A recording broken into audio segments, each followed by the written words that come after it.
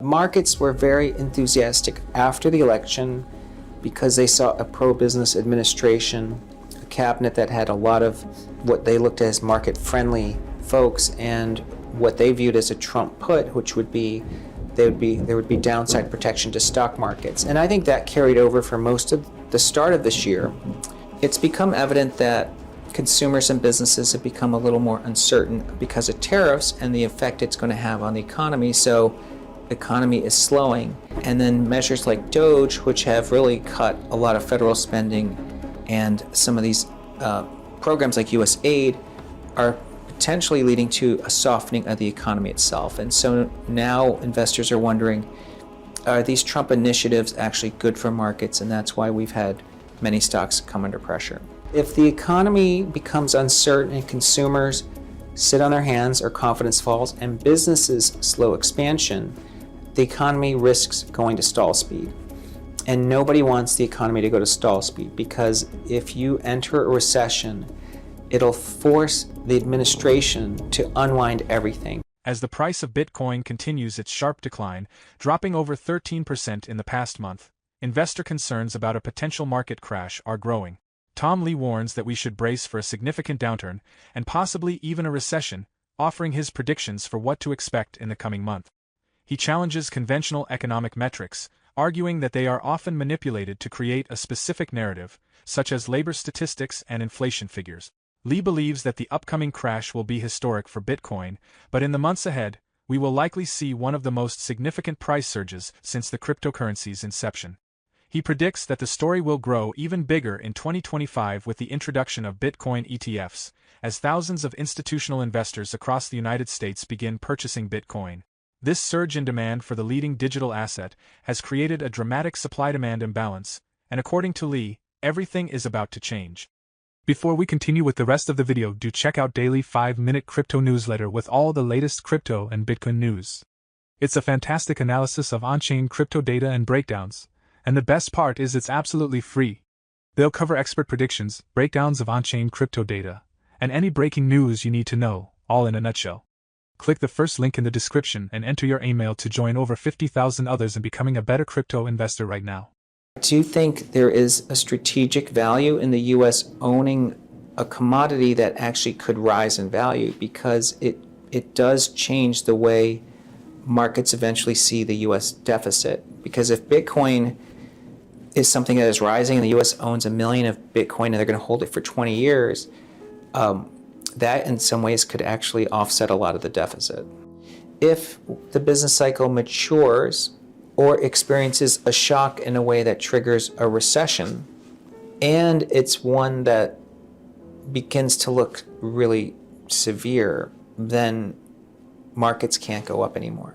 In both consumer confidence surveys, University of Michigan and Conference Board, the respondents have listed tariffs and the uncertainty around that and Doge as a bigger concern than inflation. In the regional Fed surveys, many businesses have talked about how they're uncertain if tariffs happen, if they can pass on those price increases, and it is causing them a lot of uncertainty. And then if you look at earnings transcripts for both S&P 500 or the broader Russell 3000, comments about tariffs are at 7-year highs. So there is clearly a lot of uncertainty, and uncertainty, of course, causes people to slow down their activity. Well, there is going to be a break point, because if the economy becomes uncertain and consumers sit on their hands or confidence falls and businesses slow expansion, the economy risks going to stall speed. And nobody wants the economy to go to stall speed, because if you enter a recession, it'll force the administration to unwind everything. Because as you know, when you have a recession, you have to have fiscal expansion, meaning no austerity, spend a lot of money, and it reverses all the things that the administration is trying to accomplish. And similarly, the Fed wants to avoid stall speed, because instead of worrying about full employment and inflation, if employment starts to weaken, the Fed has to go into easy money right away. Which means a put, of course, exists at a certain level. I mean, there are going to be distributional consequences of any policy. So I think it makes sense that if Doge wants to reduce federal waste, by necessity, it does mean lower federal employment. The question that we don't know the answer to yet is this necessarily damaging the economy. We know that in general, private sector spending gets crowded out by government spending. In other words, in an economy, government spending essentially competes with private sector. So if you're shrinking the government sector, it is reallocating money to presumably a better return on invested capital. So it should actually be better for GDP. But as you're pointing out, in regions that are affected by Doge cuts, there will be unemployment.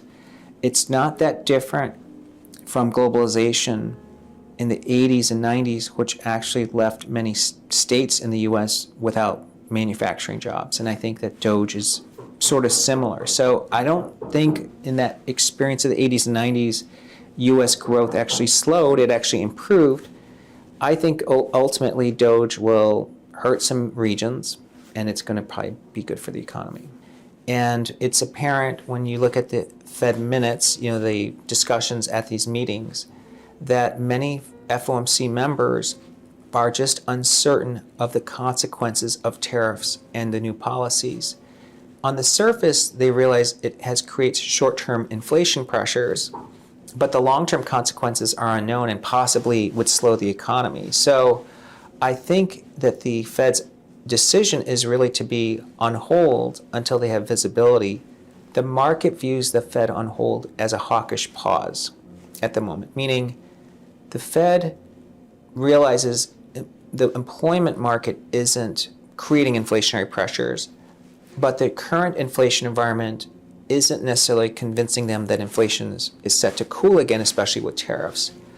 I think that this whole conversation will change if the labor market begins to soften. So coming back to Doge, it's possible that it's either the February or the March employment reports begin to show the negative effects of these layoffs and these terminations. And if that's the case, this will pull the Fed off the sidelines. And so the Fed has to go into full dovish mode. I think without question, if the labor market softens, the Fed is going to be cutting rates.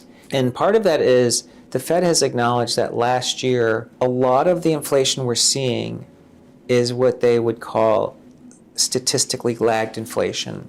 Things like shelter, market-based measures of shelter are showing much less inflation than the official measures, or auto insurance, which is just lagging market movement. So I would say the Fed itself acknowledges inflation, even though they may not win the PR war there, meaning markets aren't convinced inflation's cooler, market-based measures show inflation's much softer. So I think they would end up cutting.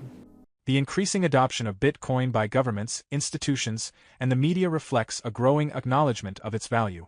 However, Lee believes that this is only the beginning, comparing the early years to the current surge of interest and investment, particularly with the spotlight on Bitcoin ETF. He sees this as a major milestone in the financial ecosystem, fueled by an unwavering enthusiasm for Bitcoin. Tom Lee predicts explosive growth is on the horizon, driven by firms like BlackRock and other crypto giants. He confidently asserts that by the end of 2025, there will be 1.1 billion active crypto wallets. The growth rate is staggering, and it will mark the fastest accumulation of wealth ever witnessed. This conclusion stems from a lifetime of research, where every chart and piece of data points to the same truth. Liquidity drives everything, and crypto is set to be the best-performing asset of all. The ISM manufacturing report for February, the employment index component was 47, so you're already below 50. A lot of the regional surveys are already showing CapEx plans are pausing, and employment could even be softening. So it's a consistent picture of uncertainty is creating the economy sort of stalling. And if Friday's jobs report is under 100,000 jobs, I think the Fed will see that there has been a sudden change in the momentum of the labor markets, and I think that they would have to react to that. Because again, if the economy gets to stall speed and a recession starts, the Fed has to take emergency measures, which means drastic cuts rather than a cutting cycle. I think there's a 64% probability of a June cut, and it's 75% for July, and only 28% for May, and jobless claims continue to rise, then the probability of a May cut likely goes to 100%. I think if we start from a high level, As long as the economy's in expansion, and as long as there's firepower on the sidelines, meaning investors aren't over invested in stocks, stocks should continue to rise. And that's been really the right way to look at markets since 2009. In other words, we could have a growth scare this year. And I think that's this is all shaping up to be. And because we could have 1 or 2 weak job reports, Fed starts to ease faster, and it prevents the economy from stalling. But if we have a full-blown recession, that's going to be hard to be recommending stocks. That's not the case, and that's not really what we're expecting. I think the second thing that would change our view is if stocks become overvalued. And there's many ways to measure it, but to me, as long as the PE of the stock market is below the PE of the bond market, I don't think stocks are expensive. The 10-year yield is 4.3%. That's roughly 23, 24 times earnings. The median PE in the S&P is 17 times. So the stock market is still cheaper than buying a 10-year treasury. So that was the case in the late 90s. So if you look at the PE, the median PE, it got close to 25 times. And the 10-year was at an implied PE of 20. So the market was expensive. That's really a pretty simple rule of thumb. And if yields move up a lot, that's another way stocks can look expensive, but yields have actually been declining. If digital assets become a form of an alternative payment system, and Bitcoin is viewed as digital gold by buyers of Bitcoin and people who hold and support the network, then it makes perfect sense for governments to actually treat that as a commodity that they do want to have some control over. If the U.S. owns 1 million Bitcoin, which could be, what the strategic, we really don't know the composition and how much Bitcoin they'll own, but if they own 1 million Bitcoin, they would be the largest holder of Bitcoin in the world after Satoshi. That would allow them to exert significant influence on the network. So I think it makes a lot of sense if you look at financial instruments, and if Bitcoin becomes increasingly viewed as digital gold, that the U.S. should have a strategic reserve of Bitcoin. When an index, a global index or a regional index like the DAX or China has strength in the first few months of the year, that's a good sign. So I think investors do have to view that as a credible rise. And if Europe is outperforming year to date, I would, barring any geopolitical shift, it probably does signal that Europe could outperform the U.S. this year. Is it making sense that that's happening? I mean, in some ways, I'd say yes, because Europe is more of an industrial and financial economy. So the banks and industrials are larger weights in those indices, a lot less healthcare and a lot less technology. If the global economy is bottoming, so not considering tariffs, but just looking at what's happening with the ISM and the global PMIs, it makes sense that Europe should outperform. The dollar, if it's weakening, probably is favorable for non-US equities. And as far as tariffs go, in some ways, I'd almost say that what's happening in Europe and also in Asia might just signal that the market doesn't believe tariffs are permanent changes in the sort of global financial architecture, but at the moment are negotiating tactics. And that, of course, the market could ever rethink of that. 3.5% additional outlays for defense is very bullish for, of course, defense contractors and industrials.